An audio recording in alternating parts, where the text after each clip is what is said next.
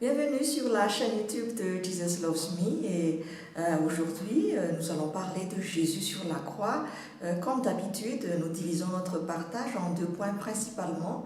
D'abord Jésus sur la croix, pourquoi, et Jésus sur la croix et après. Alors pour commencer, Jésus sur la croix, pourquoi?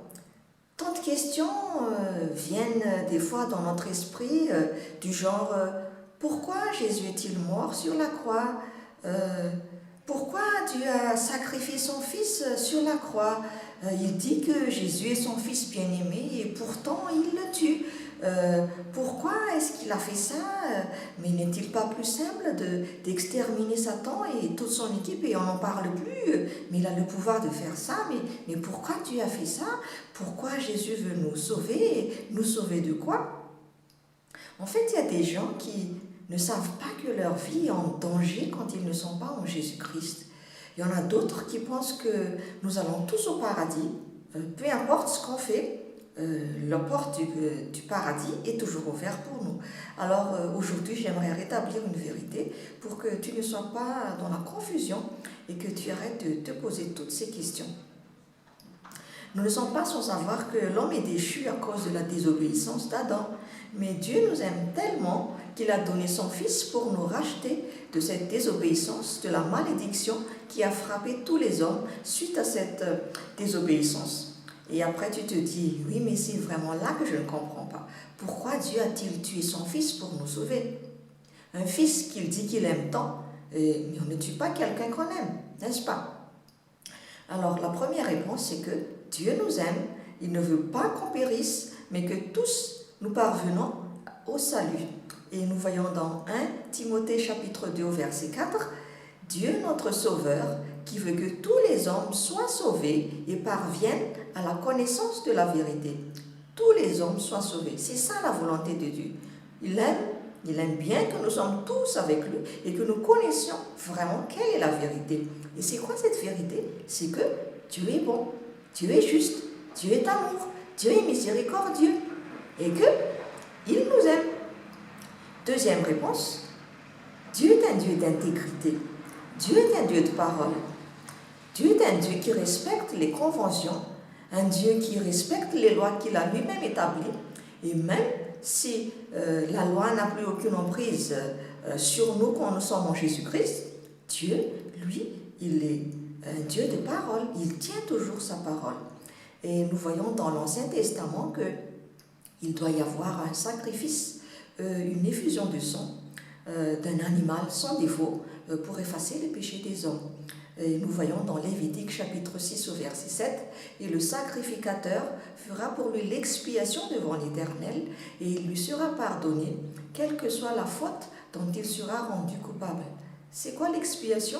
L'expiation, c'est la souffrance qui est considérée comme une compensation pour réparer une faute, pour être purifié de ses péchés. Et nous voyons aussi dans Hébreux chapitre 9 au verset 22, « Et presque tout après la loi est purifié avec du sang, et sans effusion de sang, il n'y a pas de pardon. » Alors il faut qu'il y ait du sang versé pour effacer nos péchés. Et dans l'Ancien Testament, chaque année, le souverain sacrificateur fait ce sacrifice d'expiation pour justement enlever les péchés. Alors, si le sang d'un animal a effacé les péchés, eh bien, à plus forte raison, le sang de Jésus. Et chaque année, le souverain sacrificateur, donc, il fait ça. Et nous voyons dans Hébreux chapitre 9 au verset 28, Christ qui s'est offert une seule fois pour porter les péchés de plusieurs. Donc, il est allé une seule fois sur la croix. Il n'y aura pas une deuxième fois. Une seule fois, ça suffit. Alors, Jésus est considéré par Jean-Baptiste l'agneau de Dieu qui enlève le péché du monde. Et nous voyons ça dans Jean chapitre 1 au verset 29. Il a dit, voici l'agneau de Dieu qui ôte le péché du monde en Jésus et s'est avancé vers lui pour être baptisé. Alors, Jésus est devenu donc le médiateur entre Dieu et les hommes. Mais avant, c'était le sacrificateur.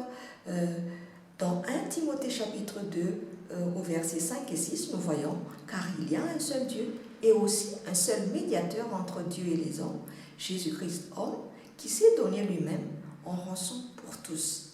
Alors si nous récapitulons ce que nous avons dit auparavant. Notre Père est un Dieu d'intégrité, un Dieu juste, un Dieu qui respecte sa parole. Il va compromettre en fait sa dignité, son trône, s'il va juste exterminer Satan et ses alliés. Il suit et il respecte toujours les règles qu'il a établies pour que Satan ne vienne pas vers lui pour dire que Dieu fait un abus de pouvoir et qu'il sera détrôné après. Donc, Jésus s'est sacrifié une seule fois, une bonne fois pour toutes, pour effacer tous nos péchés. Et Jésus a tellement bien fait son travail que Satan n'a rien à dire. Même Satan fléchit les genoux devant le nom de Jésus, car tellement l'œuvre de Jésus sur la croix a été parfaite. Et Jésus est devenu le médiateur entre Dieu et les hommes, et il intercède pour nous auprès du Père. Maintenant, passons au deuxième point, Jésus sur la croix et après. Bon, j'espère que la vérité est rétablie maintenant, c'est-à-dire que Dieu est bon, Dieu nous aime. Le sang de Jésus versé sur la croix a effacé tous nos péchés. Jésus est le médiateur entre Dieu et nous, et il est le pont entre le ciel et la terre. Et après, tu te demandes, et après, qu'est-ce qui se passe? Tout ça, c'est bien beau, mais qu'est-ce que je gagne par rapport à tout ça? Premier gain, nous avons le sozo de Dieu. Sozo, c'est un mot grec qui veut dire délivrance de la mort éternelle. J'explique. Jésus a pris tous nos péchés, passés, présents, futurs. Et oui, même nos péchés futurs sont déjà pardonnés il y a 2000 ans. Comment ça? Alors, est-ce que ça veut dire que je peux pécher alors puisque je suis déjà à l'avance pardonné? Non, mon ami. Quand tu te sens aimé par quelqu'un, tu ne le trahiras pas. Quand tu te sens pardonné, tu n'en profiteras pas pour faire encore d'autres bêtises, n'est-ce pas? Et quand on est sous la grâce, on aime le péché. On n'aime pas le péché. On aime tellement Dieu qu'on ne veut pas le décevoir. On aime tellement le plaire. On veut tellement le plaire. Et après, nous ne devenons pas du jour au lendemain des anges avec des ailes qui ne pêchent plus. Mais quand nous péchons, le sacrifice de Jésus sur la croix, ça n'a pas changé. Ça tient toujours. Ça a toujours sa valeur. Mais donc nous ne perdons pas notre pardon par rapport au péché originel quand nous recevons Jésus comme notre Seigneur et notre Sauveur. Mais quand on est en train de pécher, on brise la communion avec Dieu le Père et cela attriste le Saint-Esprit. Mais pour établir cette communion, nous devons confesser nos péchés à Dieu. Et nous voyons dans 1 Jean chapitre 1 au verset 9, si nous confessons nos péchés, il est fidèle et juste pour nous les pardonner et pour nous purifier de toute iniquité. Alors, nous confessons notre foi et il va nous pardonner. Mais la rédemption qui est faite sur la croix, ça tient toujours. Deuxième gain, nous avons la vie Zoé de Dieu. Deuxième mot grec qui veut dire plénitude de vie, vitalité, santé. Vous voyez, étant cloué sur la croix, Jésus a pris toutes nos maladies et toutes nos iniquités. Il nous a guéris et il nous a en plus donné la santé divine ou bien le Zoé. Nous voyons dans Isaïe chapitre 53 au verset 5, mais il est blessé pour nos péchés, brisé pour nos iniquités, le châtiment qui nous donne la paix est tombé sur lui et c'est par ses meurtrissures que nous sommes guéris. Troisième gain, nous avons la paix ou le shalom de Dieu. C'est un troisième mot nouveau, un mot hébreu qui veut dire état complet, rien de brisé, rien de manquant, bien-être, santé, prospérité. Et même Jésus a dit dans Jean chapitre 14 au verset 27, je vous laisse la paix. Le shalom donc, je vous donne ma paix. Le shalom, encore une fois, je ne vous donne pas comme le donne le monde, que votre cœur ne se trouble point et ne s'alarme point. Alors si nous résumons, Dieu est un Dieu d'intégrité et il magnifie sa parole au-dessus de son nom. Il met sa parole au-dessus de lui-même. Et Dieu a envoyé son Fils unique sur la croix pour nous sauver, car c'est la règle qui est établie par Dieu depuis le début. C'est quoi cette règle? C'est qu'il doit y avoir un sacrifice, une expiation, une effusion de sang pour que nos péchés soient effacés. Et sur la croix, Jésus a complètement changé notre vie. Jésus a complètement changé la destinée de l'homme. Jésus a pris tous nos péchés et nous sommes devenus justes devant Dieu, le Père, grâce à Jésus.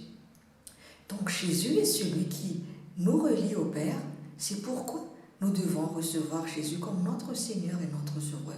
Si nous faisons de Jésus notre Seigneur et notre Sauveur, nous vivons le sozo de Dieu, ou bien la délivrance de la mort éternelle, le zoé de Dieu, c'est-à-dire la vie divine, la santé divine, et le shalom de Dieu, c'est-à-dire la paix, le bien-être, la santé et la prospérité. Alors, est-ce que cela ne te tente pas, ce genre de vie? Ou bien tu préfères vivre dans la culpabilité, dans l'angoisse, dans la peur, dans le péché? Moi, je t'invite encore une fois, et je ne cesserai jamais de le dire, je t'invite à faire de Jésus ton Seigneur et ton Sauveur si tu n'as pas encore fait cela. Parce que cela va vraiment changer ta vie en 360 degrés. Voilà, j'espère que tu as encore été édifié avec cette vidéo et je te remercie d'avoir visionné jusqu'à la fin. Nous nous retrouvons dans mes prochaines vidéos. Sois bénis.